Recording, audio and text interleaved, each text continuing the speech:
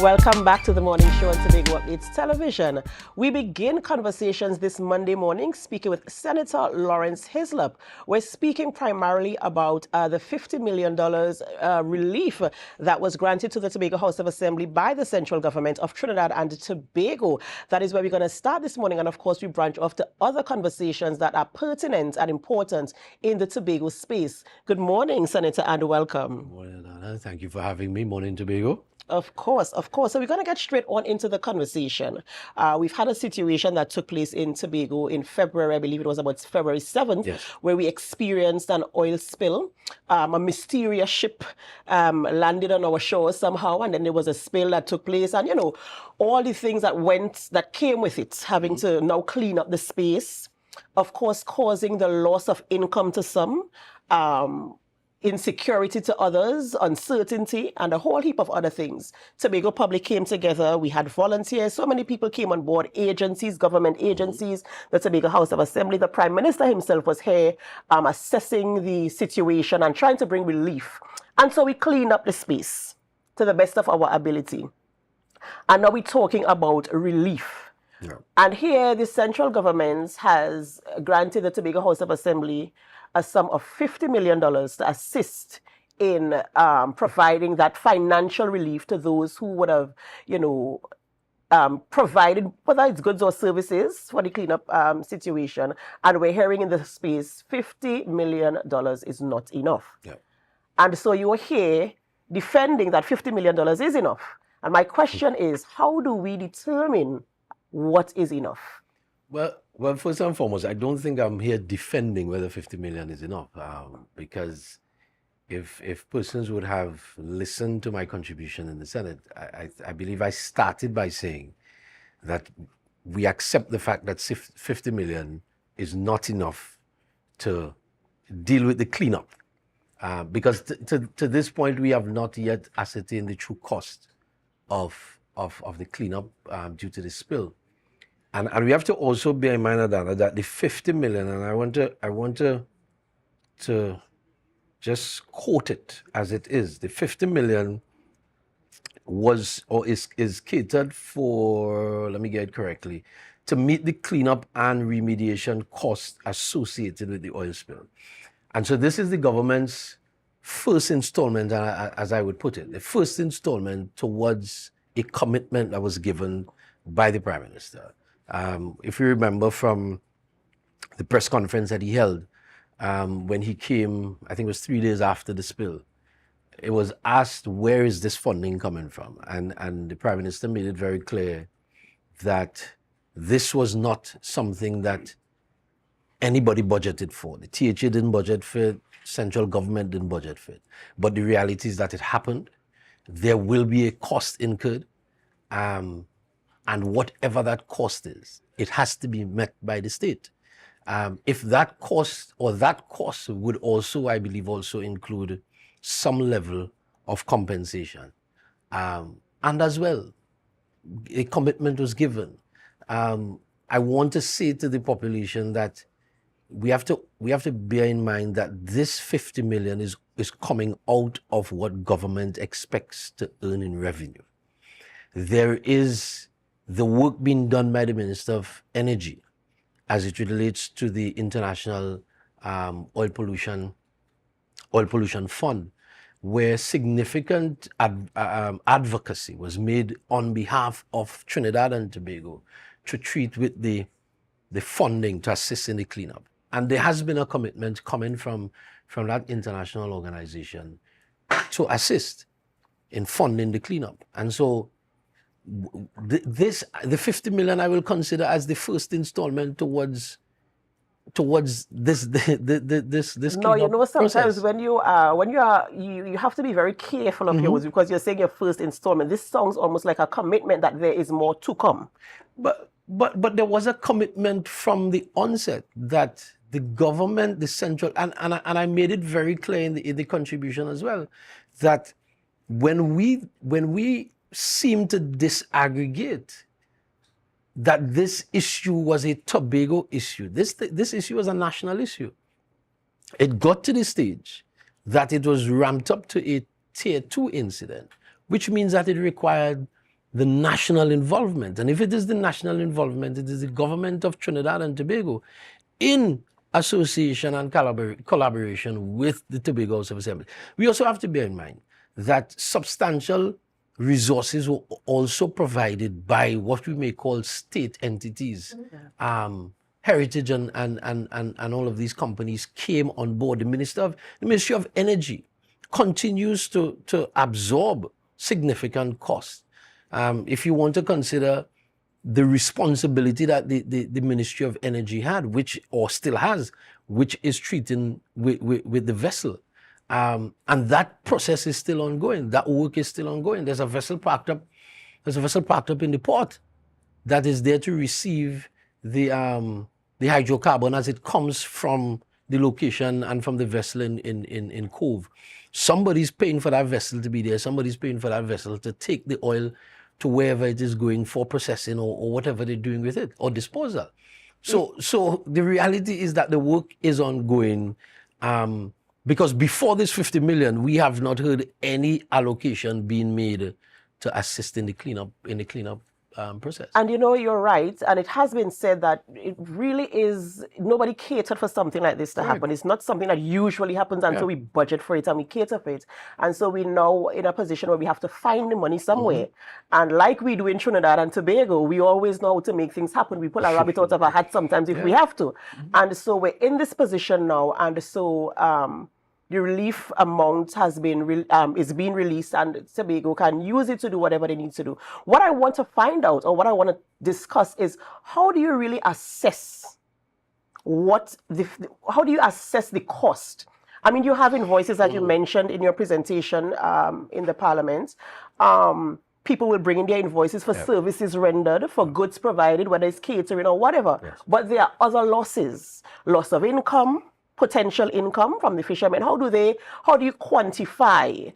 How are they going to be, sort of compensated, if at all, for that period? How do you determine, okay, for this period, I know I could have made $10 million, and so that's my claim. How do you assess what the loss is and provide some measure of compensation for these people? And that's the conversation that has to be ongoing. Right. No. So I believe there's a mechanism, because the Minister of Finance made it very clear in his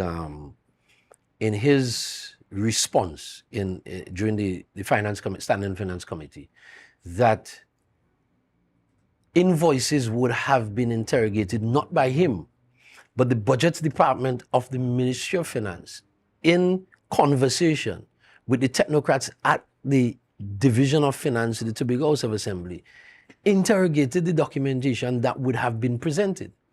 And in that interrogation, this is where the 50 million came from. The 50 million came from invoices that had to be paid. So as I said, the 50 million wasn't pulled out of a hat. And I believe, based on best practice internationally, because preparing for that my contribution in the Senate, we looked at what transpired on a larger scale, a much larger scale, which is the BP oil spill in the United States, the Deep Horizon oil spill. And 6 years after that oil spill took place, BP was still paying out compensation. And so there is a process to take place. And I believe there is a method. There has to be a method, because we are not the first country to experience an oil spill. So there has to be a mechanism that is used to determine legitimate compensation, because you have to also bear in mind, Adanna, that the reality is that we're going to have people in the midst who are going to seek to capitalize on this situation, and an individual may not have lost anything, or may not have lost the quantum for which he is now seeking compensation for. And so there has to be a process. It is not, and while we understand the plight and empathize with the plight of the fishermen, the reality is this is not something that was catered for, not budgeted for. And so there has to be a process. And there will be a process. And I believe that there will be compensation that will be made. What we may have an issue with for some persons is that whether the compensation agreed on is is what they desire.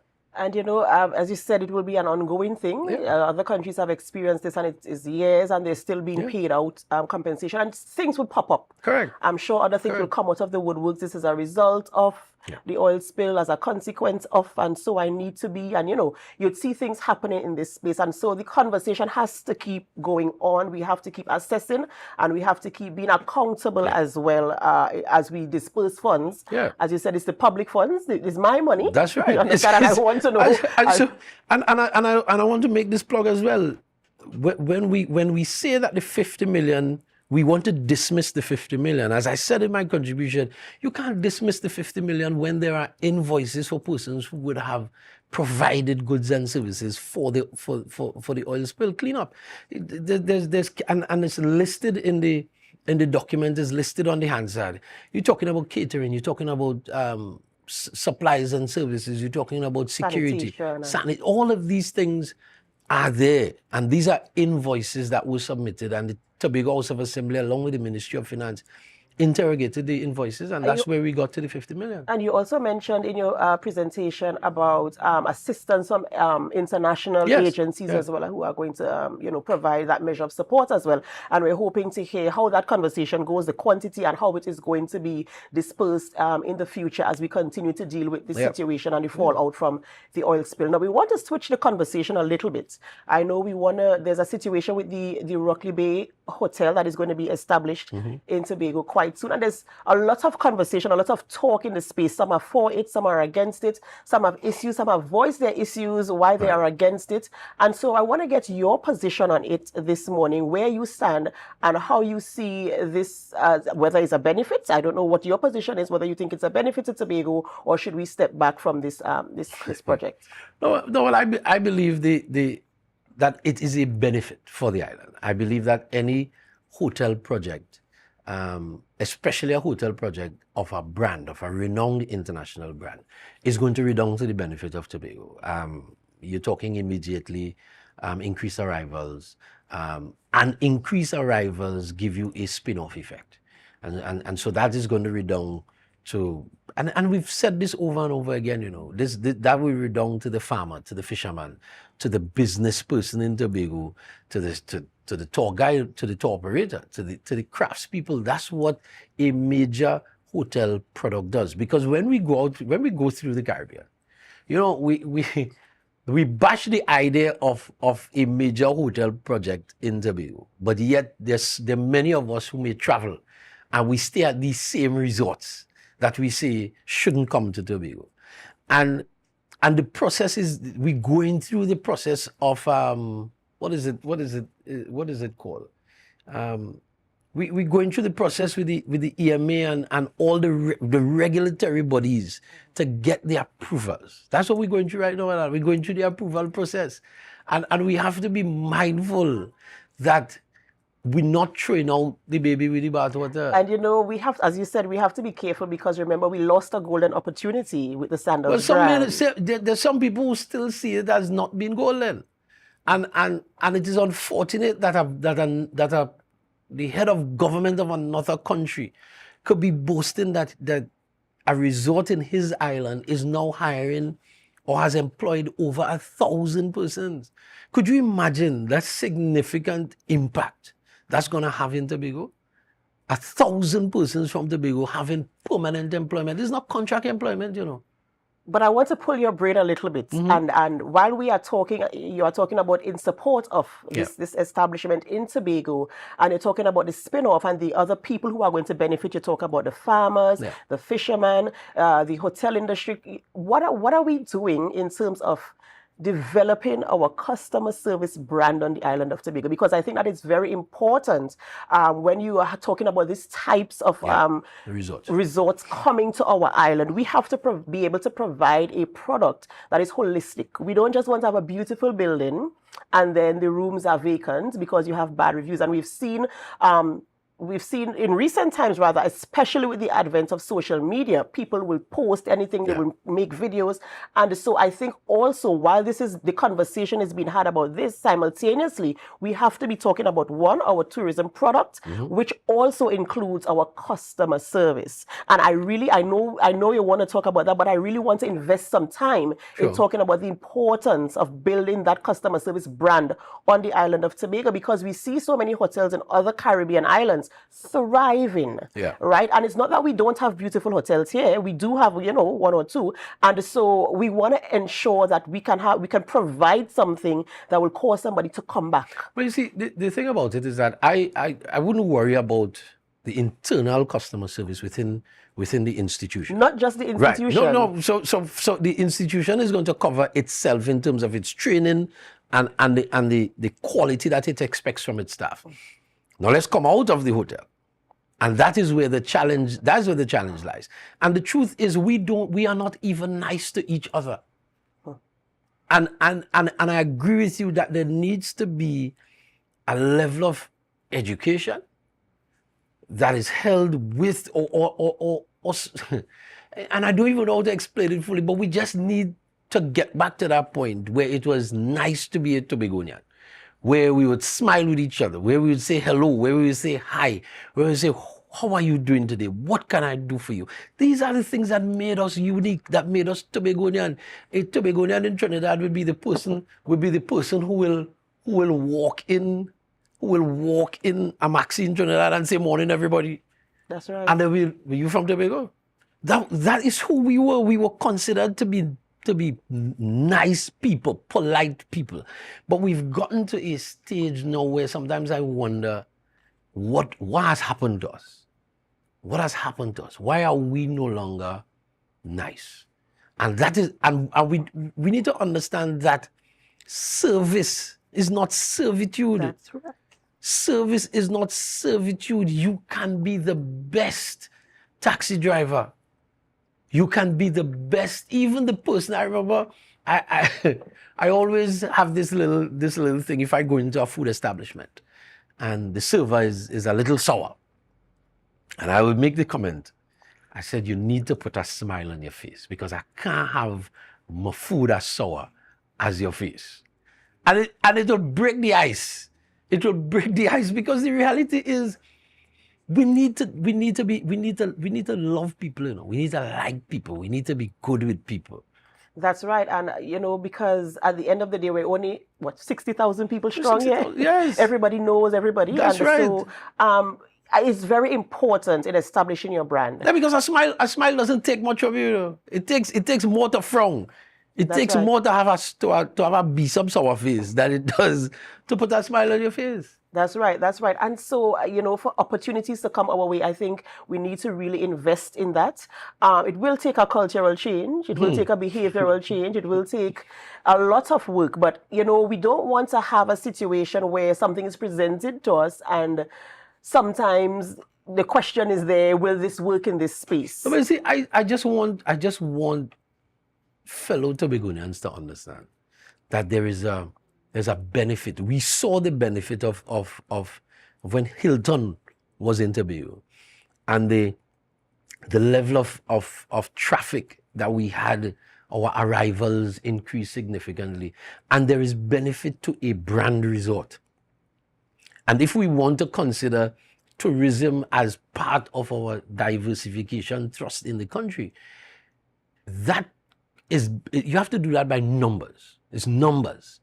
And the tourism experts will tell you that the front of the plane is what pays. The passenger who sits to the front of the plane, that's your high-end guest. That's your quality room guest. And that's who you need in numbers. I was and I know we're running out of time, but I was having a discussion with a friend of mine at the airport, one of those taxi drivers, and I said to him, could you imagine? We have one international flight per week that only brings in maybe 60, 80 people. I said, could you imagine as a taxi driver, you are there and every day, 7 days a week, you have to be treated with 2 and 3 international flights per day. I said, do you even have the capacity at the airport in the taxi line to treat to that? And it's when you have these kinds of conversations, person realize, hey, if you bring in a direct flight from Miami, a direct flight from New York, a direct flight from Atlanta, from Toronto, American Airlines, JetBlue, Caribbean Airlines, coming to Tobago directly with visitors to the island, the significant increase in foreign exchange that is going to be starting to circulate in Tobago. That is exactly. The taxi driver, the man on the street buying food, the coconut vendor, everybody benefits. To all and sundry. That's the benefit right. is to all and sundry. So once the company goes through all its regulatory approvals and gets its approvals, this is going to redound to the benefit. Construction-wise, we're talking over 1,000 jobs. You're talking about permanent employment for 1,000 plus people. I don't see how that could be a negative for the island. We need to introduce that into the conversation as well as we talk about any of these types of projects coming to the island of Tobago so that we can see the holistic benefits to all of us here on the island of Tobago. Ladies and gentlemen, we've been speaking with Senator Laurence Hislop. We spoke about that $50 million that has been released to Tobago for relief for the oil spill that took place here in February of this year, and also a little bit on the Rocky Bay hotel project that is supposed to be happening here on the island of Tobago. We spoke a little bit about tourism, and you talk about me, we talk about you, and we really want to get things right here on the island. It's a beautiful place and we want all to come and enjoy what we have. But let us come together, let us work together and make Tobago what we really want it to be. Ladies and gentlemen, we have to go for a short break, but before we go for a break, of course, we invite you to help us share the live, share the live, share the live. We'll be right back.